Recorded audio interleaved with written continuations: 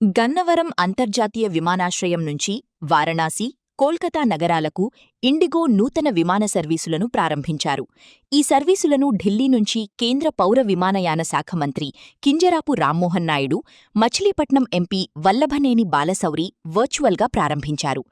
గన్నవరం విమానాశ్రయంలో నిర్వహించిన కార్యక్రమంలో విజయవాడ ఎంపీ కేశినేని శివనాథ్ చిన్ని, ఏపీ ప్రభుత్వ విప్, గన్నవరం ఎమ్మెల్యే యార్లగడ్డ వెంకట్రావు పాల్గొని జ్యోతి ప్రజ్వలన చేసి విమాన సర్వీసులను ప్రారంభించారు. ఈ సందర్భంగా వారు మాట్లాడుతూ, వారణాసి తొలి విమాన సర్వీసుకే సుమారు 130 మంది ప్రయాణికులు బుక్ చేసుకోవడం విజయవాడకు ఉన్న విమానయాన సామర్థ్యాన్ని చాటుతుందన్నారు. శబరిమల యాత్రికుల సౌకర్యార్థం విజయవాడ నుంచి కొచ్చిన్కు నేరుగా విమాన సర్వీసు ప్రారంభించాలని ఇండిగో ప్రతినిధులు కేంద్ర మంత్రి రామ్మోహన్ నాయుడును కోరినట్లు తెలిపారు. దీనిపై కేంద్ర మంత్రి సానుకూలంగా స్పందించారని చెప్పారు. ఈ ఏడాదిలోనే గన్నవరం విమానాశ్రయం నూతన టెర్మినల్ భవనాన్ని ప్రారంభించి మరిన్ని నగరాలకు విమాన అనుసంధానం కల్పించేందుకు కృషి చేస్తున్నామని వెల్లడించారు. వారణాసికి నేరుగా విమాన సర్వీసు ప్రారంభించడం వల్ల భక్తులకు ప్రయాణ సమయం, ఖర్చు తగ్గి మరింత సౌలభ్యం కలుగుతుందని పేర్కొన్నారు. ఉమ్మడి కృష్ణా జిల్లాలకు చెందిన అనేక మంది ఎన్ఆర్ఐలు విదేశాల్లో నివసిస్తున్న నేపథ్యంలో గన్నవరం విమానాశ్రయం నుంచి అంతర్జాతీయ విమాన సర్వీసులు కూడా ప్రారంభించాల్సిన అవసరముందన్నారు. అంతర్జాతీయ కనెక్టివిటీ ఏర్పడితే ఈ ప్రాంత అభివృద్ధికి అది గేమ్ చేంజర్గా మారుతుందని అభిప్రాయపడ్డారు. ఇండిగో సంస్థ షెడ్యూల్ ప్రకారం వారణాసి నుంచి మధ్యాహ్నం 3:55 గంటలకు బయల్దేరే విమానం సాయంత్రం 5:50 గంటలకు విజయవాడ చేరుకుంటుంది. తిరిగి సాయంత్రం 6:20 గంటలకు విజయవాడ నుంచి బయల్దేరి రాత్రి 8:15 గంటలకు వారణాసి చేరుకుంటుంది. వారానికి 3 రోజుల పాటు ఈ సర్వీసులు నడవనున్నాయి. అందరికీ నమస్కారం. ఇవాళ విజయవాడ, వారణాసి, కల్కటా ఇండిగో వారి ద్వారా కొత్త ఫ్లైట్ ఓపెనింగ్ గౌరవ యువ మంత్రి రామ్మోహన్ నాయుడు గారి ఆధ్వర్యంలో బాలశౌరి గారు, వెంకట్రావు గారు, మేము అందరం కలిసి ఇక్కడ ప్రారంభించడం చాలా ఆనందంగా ఉంది. వారణాసి మొదటి రోజే సుమారు 130 ప్యాసింజర్స్తో ఈ ఫ్లైట్ బయలుదేరుతుందంటే విజయవాడకు ఉన్న పొటెన్షియల్ మనకు అర్థమవుతుంది. త్వరలో మేము కూడా కొచ్చిన్కి కూడా ఫ్లైట్ వేయాలని కోరటం జరిగింది. శబరిమలై స్టార్ట్ అయ్యే లోపల కొచ్చిన్కి కూడా వేస్తే, ఎందుకంటే ఎంతోమంది శబరిమలైకి వెళ్ళే భక్తులందరూ కూడా ఎక్కువ మంది ఆంధ్రప్రదేశ్ ప్రాంతం నుంచి వెళ్ళేవాళ్ళే, కాబట్టి వారికి కూడా సౌకర్యవంతంగా ఉంటుందని ఇండిగో వారిని కోరటం జరిగింది. వారు కూడా ఇందాక రామ్మోహన్ నాయుడు గారు కూడా తప్పకుండా కొచ్చిన్ ఫ్లైట్ అతి త్వరలో స్టార్ట్ చేస్తామని చెప్పారు.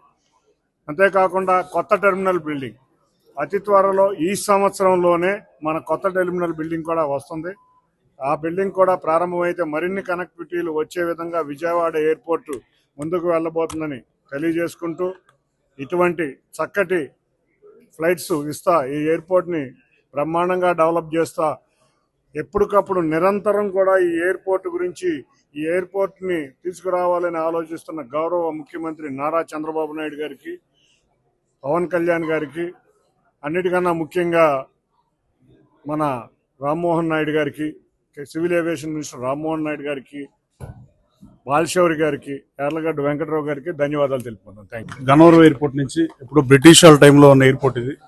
ఆ తర్వాత బ్రిటిషర్స్ టైం నుంచి ఉన్న ఎయిర్పోర్ట్ పేరు మార్చుకుని విజయవాడ అంతర్జాతీయ విమానాశ్రయం అయిన తర్వాత ఈ రోజున చాలా కనెక్టివిటీలు పెరిగింది. కేంద్ర మంత్రి రామ్మోహన్ నాయుడు గారు సివిల్ ఏవియేషన్ మినిస్టర్ అయినాక, కానీ తర్వాత ఈ రోజున నా నియోజకవర్గం గన్నవరం నుంచి ప్రధానమంత్రి నియోజకవర్గం వారణాసికి డైరెక్ట్గా ఫ్లైట్ ఏర్పాటు చేసినందుకు civil aviation minister Rammohan Reddy గారికి ధన్యవాదాలు తెలియజేస్తూ, ఈ కార్యక్రమాన్ని అక్కడి నుంచి వర్చువల్గా ప్రారంభించిన కేంద్ర మంత్రి గారికి, అలాగే బాలశౌరి గారికి, విజయవాడ పార్లమెంట్ సభ్యులు కేశినేని చిన్ని గారికి ధన్యవాదాలు తెలియజేస్తూ, హైందవ సంస్కృతి సాంప్రదాయాల్లో భాగంగా ఈ సర్కార్ జిల్లాల్లో ఫస్ట్ నదుల దగ్గర, నది ఎక్కడుంటే అక్కడ నాగరికత పుట్టిందనే చరిత్ర చెప్పే చారిత్రాత్మక నిజం. కృష్ణానదీ తీరాన సర్ ఆర్థర్ కాటన్ బ్రిడ్జిలు కట్టడం వల్ల, డెల్టా ఫామ్ అవడం వల్ల అనాదిగా కాశీకి ఇక్కడి నుంచి ఎక్కువ మంది వెళ్ళిన పరిస్థితి. వాళ్ళందరూ ఎన్నో, ఐ థింక్ బిఫోర్ ఇండిపెండెన్స్ కూడా చెప్పొచ్చు, తక్కువ మంది వెళ్ళినా కూడా. ఇవాళ కనెక్టివిటీ వారణాసికి రావడం వల్ల విజయవాడ నుంచి ఈ చుట్టుపక్కల 4-5 సర్కార్ జిల్లాల నుంచి డైరెక్ట్గా వారణాసికి డెఫినెట్గా చాలా ఉపయోగకరమైన సర్వీస్ ఇది. తిరుపతికి ఎలా అయితే మంచికి వెళ్తారో అలాగే వారణాసికి వెళ్ళే వాళ్ళకి చాలా డేస్ సేవ్ అయ్యే పరిస్థితి. అలాగే కేంద్ర మంత్రి రామ్మోహన్ రెడ్డి గారు అలాగే బాలశౌరి గారు అడిగారు, నేను అడిగా. ఇంటర్నేషనల్ కనెక్టివిటీ వస్తే ఎక్కువ మంది ఎన్ఆర్ఐలు ఈ 4-5 జిల్లాల్లో ఉమ్మడి రాష్ట్రంలో ఈ 4-5 జిల్లాల్లోనే ఎక్కువ మంది ఎన్ఆర్ఐలు బయట ఉన్న పరిస్థితి. వాళ్ళకు కూడా వాళ్ళు వచ్చేదే 15 రోజులు 14 రోజులకు వచ్చేటప్పుడు 2-3 రోజులు టైం వేస్ట్ అయ్యే పరిస్థితి. ఎయిర్పోర్ట్ కనెక్టివిటీ పెరగటం వల్ల ఇంటర్నేషనల్ ఫ్లైట్ కూడా ఒకటి వస్తే అది లుఫ్తాన్సా హైదరాబాద్ తీశారు, దాన్ని కూడా ట్రై చేయమని నాకు కోరాం.